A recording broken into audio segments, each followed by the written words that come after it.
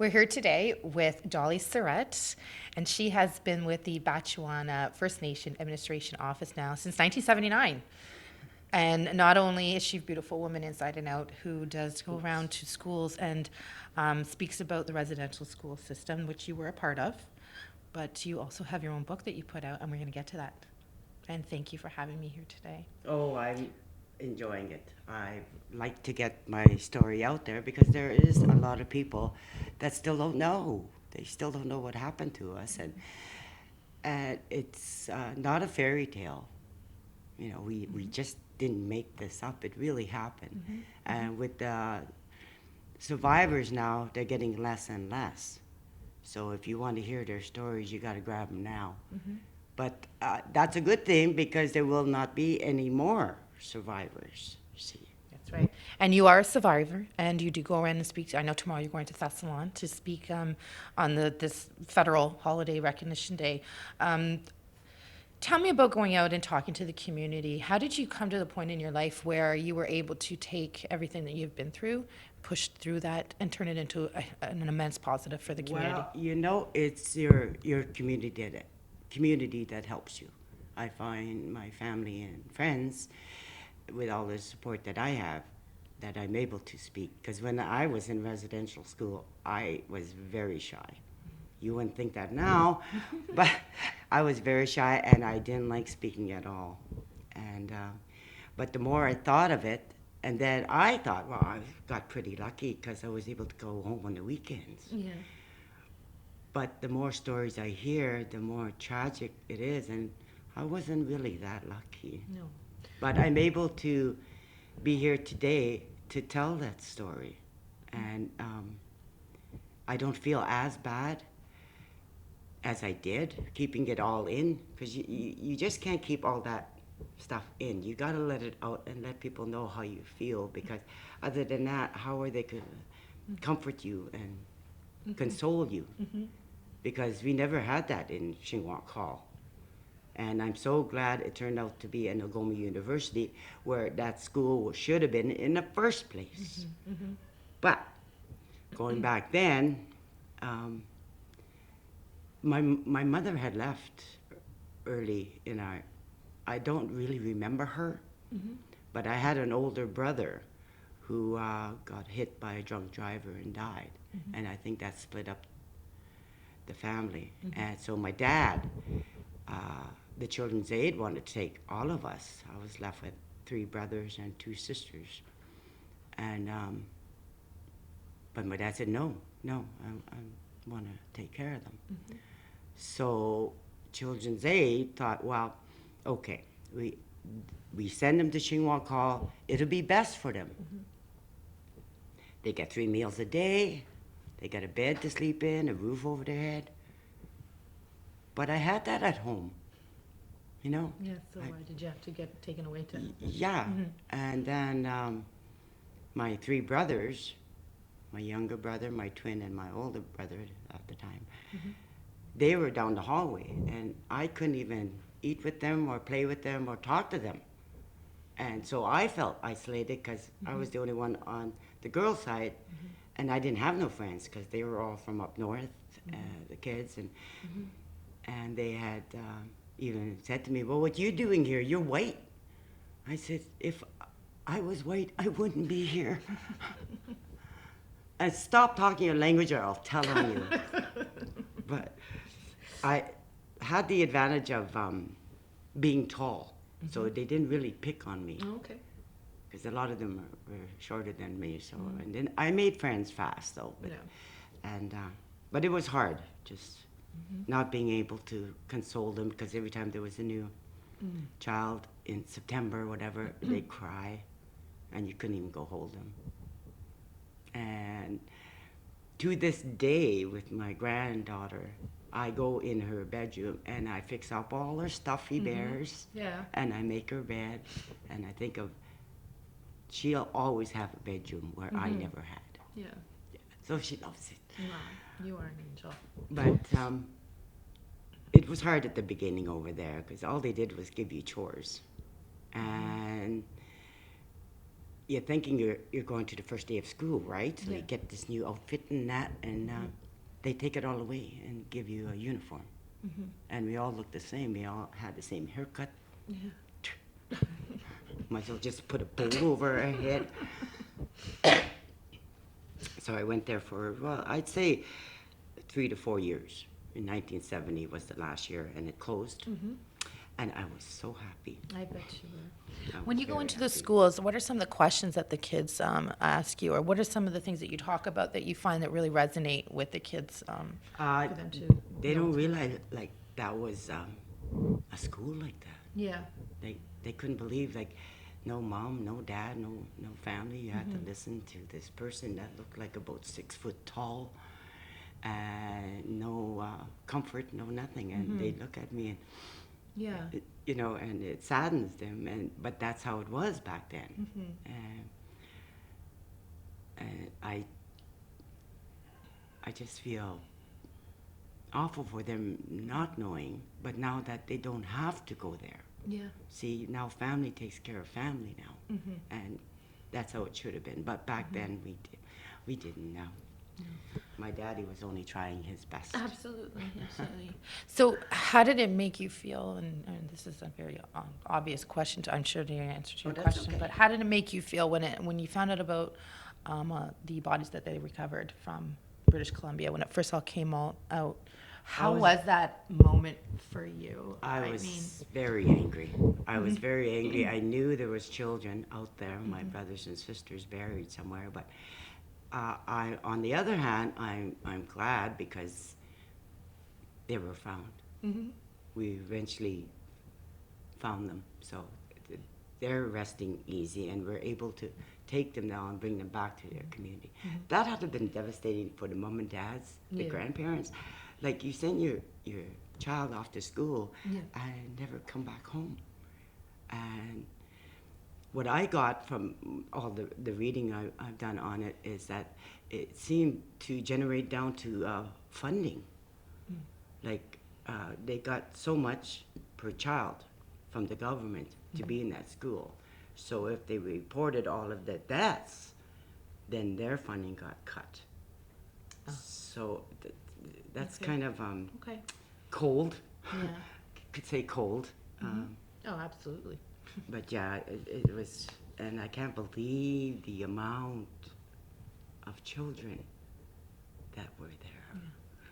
And they couldn't speak. They didn't know. And the parents must have been devastated. Like, where is my child? Yeah, absolutely. And today they did announce that they are starting to look at Shingwalk Hall I'm glad. here. Yeah, so I think that is a good day for the community and for That should be discovered. That should be pursued because they were human beings just like you and me. Tell me a little bit about the feather in your hand and this amazing book. I want to get to this amazing book. You are a phenomenal woman, and I just want to take this time again to thank you for today and thank you for going out to the communities and teaching us because we don't know. Yeah, but I've been writing poetry for a while, and I seen my collection there one day, and I thought, well, I'm going to do anything with it. But Yeah. because of residential school, I was able to get compensated to do that book, and that's what brought me out of my shell to speak on how I survived in there, because I've survived residential school. I survived 60s scoop where they took the children and in foster care, whatever. And I survived domestic violence. I raised 3 children, and I got a job for 43 years. Like, how did I do that? There was strength in me. Like they said, they tried to beat the Indian out of us, but the native spirit, it was just too strong. That's me. So I just had to find that spirit in me to bring it out and say, hey, I'm a survivor and I can do this. No, I'm so happy to be sitting beside you. You're making me a stronger person just by sitting beside you. I can feel really. And the feather helps me. It gives me comfort to know there's because the eagle is strong, very strong bird. And it gives me strength to talk. And I know my grandbaby heard too. Gram, I know you're about to cry. Stop it. Well- But she understands too, so she knows. Tell me a little bit about your book, though, like how it starts and it begins, like how you were telling how it goes through its journey. Well, actually, I don't know how I ever figured that out, but Freeze and Press is so fantastic. I got it into 3 sections. For the first section is family, when we were all together. And then we were taken residential school, come back, and then we had to teach ourselves how to live. And so I had to teach my kids, and I didn't know how to raise them because I didn't get that teaching from my mother. So I did the best I could, and their father, he was alcoholic, so, and kind of abusive. But we've managed to get through that, and he's civil now, and he's a good grandpa. And but I had to go through that. Yeah. And then I got to a low point in my life where I didn't think I could go on anymore, and I attempted suicide. But then I thought that was crazy. Well, I'm not crazy, but I said, no, that's not for me. I can't give up that way. I can't. So I just kept on pursuing. And my co-workers, if it wasn't for their support through these years of turmoil, I wouldn't be here today where I am. And like I said, you've been here since 1979. Yeah. I can't, the watery eyes are going to happen, so we are And just going with to. my culture, I thought, well, I'll go to Powell's. Yeah. I'll start there. Oh, that's good. And I learned there, and it gave me more strength. And that's when I started writing about my culture. And I found it interesting when you were talking about the TP at the Powell, and you want any information or stories that there's elders there. Oh, I'll yes, provide tobacco, yes. If offer you up ever tobacco. want to know anything on that, you go to that teepee, there'll Yeah. be an elder there to listen. You just offer them tobacco, and they will let you know what you want to know. Okay. Well, thank you so much. Whenever I can get in that teepee, do the same thing. I was just going to say, I mean, I could sit here all day with you, But Dolly. I like powering down, though. Yeah. That gives me the strength to go around That's awesome. and do that. Yeah. That's great. Just before we wrap up for today, again, words aren't going to express how thankful I am for you. And if they want a copy of my book, they can always call me here. Call Dolly, get a copy of that Yeah. book. Let's talk a little bit about the shirt behind you before we end this interview today. It says in honor of the Indian Residential School survivors. Can you tell me a little bit about that? I had a couple years back got the initiative of having my coworkers wear an orange shirt. Okay. So I designed it, Okay. and they did.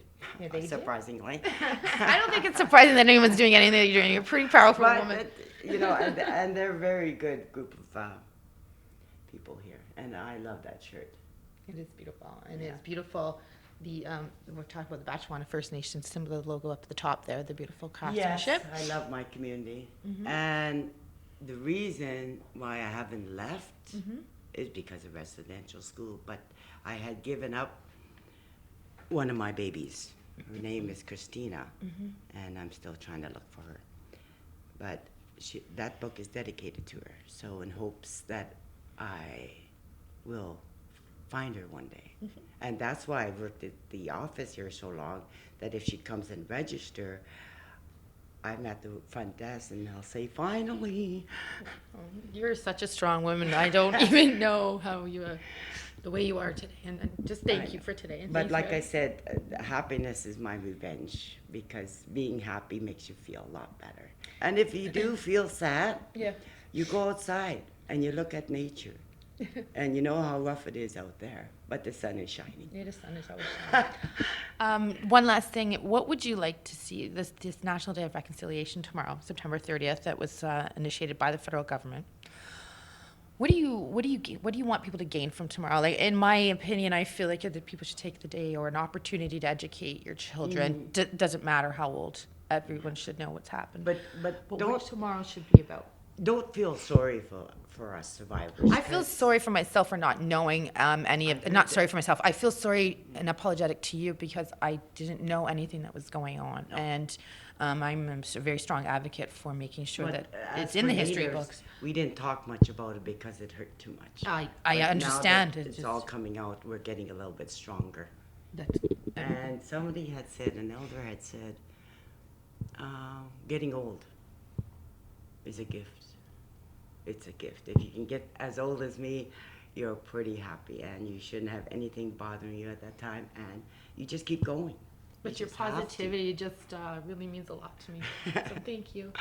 But is there anything that you'd like to say today before we Well, I have just to like leave you? I don't want to leave, but I just like to say, if you get anything out of tomorrow, you'll feel happy.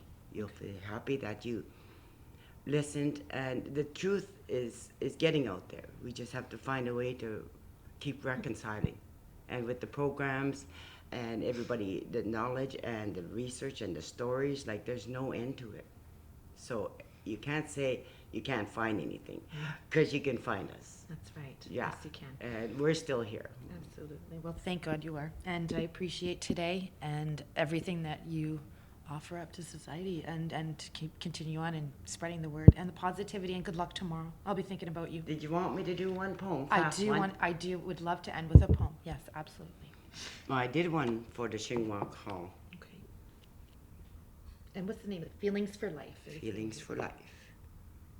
Because my signature, live life, love life. It's beautiful, Dolly. Thank you. And I even got some on traditional healers. And where are you?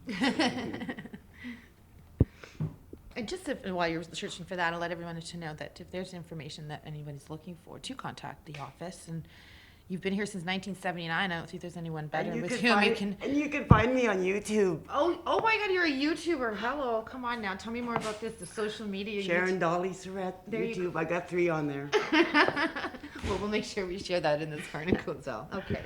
Okay, the children of Shingwak. Dedicated to the ones that never made it back home. To the ones that didn't make it, my sorrow goes deep, but your memory will never be forgotten. We cry for you, we mourn for you, but it has given us the strength to keep on surviving. The Creator has given us a path. It may be rocky and rough, but the rewards are priceless, for we got to live. The sisters and brothers who were our family will live on in our hearts, and they will forever walk by our side and guide us on our journey. Miigwech. Thank you so much. I appreciate it. And Mama P, that means see you later. Okay. Because Mama in P. Ojibwe, we don't have a word for goodbye, because we're going to always see you later. Say that again so I can perfect it. How do I say that? Mama P. Ba Ma P. Bama P. Ba Ma P. Mama P. Yeah. So see you later, because we will. Absolutely. Up there, that's where it's going to be, but we're going to see ya. We don't have a word for goodbye here. That's beautiful. Thanks again. Thanks again, Dolly. Oh, you're very welcome. Thank you. And let's have a lovely day.